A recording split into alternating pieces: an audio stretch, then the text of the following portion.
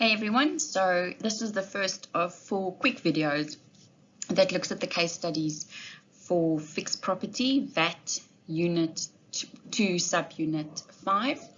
So just a quick recap. Remember that when we look at fixed property transactions from a VAT perspective, a time of supply in terms of the VAT Act is usually the earlier of date of registration in the deeds office or the date of any payment that's made, but then usually we are also limited in terms of to the extent of payment made. Now, if we have a look at case study 2, we have a resident company that's registered for VAT and it makes 100% taxable supplies. They decide to move to their own premises and they buy an old house from another vendor. So we have one vendor buying from another vendor. So always keep in mind that, if a question is asked, from whose perspective am I looking at it? Because if this case study said, determine the VAT consequences from ABC Limited's perspective, which you'll see in the answer it does, that means you're going to deal with the input side of it, right? Because we're buying goods or services and we want to determine the input VAT consequences. However, the question can ask you for the VAT perspective of the vendor that's selling it, and then you have to consider the output VAT consequences. So just a tip over there. We have the cost of the property, which is 640,000 Rand, and then we have the company that paid 300,000 Rand of the outstanding amount on the 1st of Feb, and then a month later they pay the rest, and the property is registered on the 1st of March in the deeds registry. And what we'll be doing for purposes of this case study is we're going to be looking at the VAT consequences for ABC Limited. In other words, when and how will they account for input VAT? So when looking at the answer, please remember that the structure of your answer is going to be determined by whether you have to answer in the form of a discussion versus a calculation.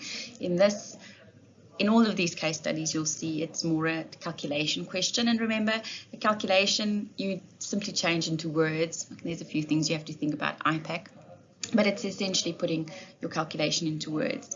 So what we're dealing with here is the acquisition of fixed property, and we bought it from a vendor. In other words, we know that this person, because there's no indication that they did not, had used it for taxable supplies.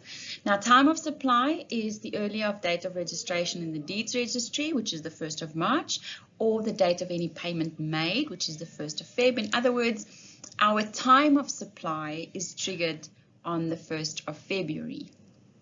What is the value of the supply?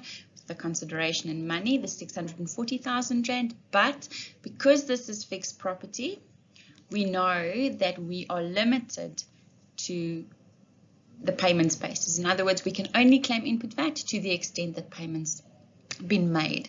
For the vendor on the other side of this transaction, the vendor who sells this fixed property, they will also account for output VAT also only to the extent of payment received.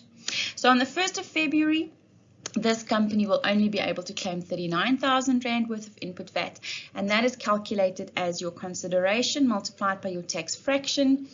And then, because this is fixed property, we can only claim to the extent of payment made, right?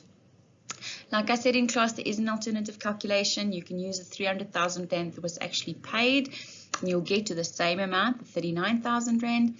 However, in an assessment, you have to make sure that you show me that you know what the rule for fixed property is. In other words, we use earlier of date of registration in the deeds registry or date of payment, and whenever we trigger supply, we still then have to think about to the extent of payment made over there.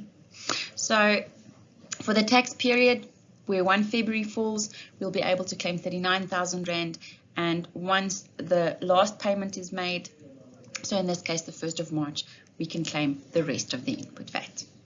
Up next is the video that looks at fixed property where section 10.4, the connected person rule, applies.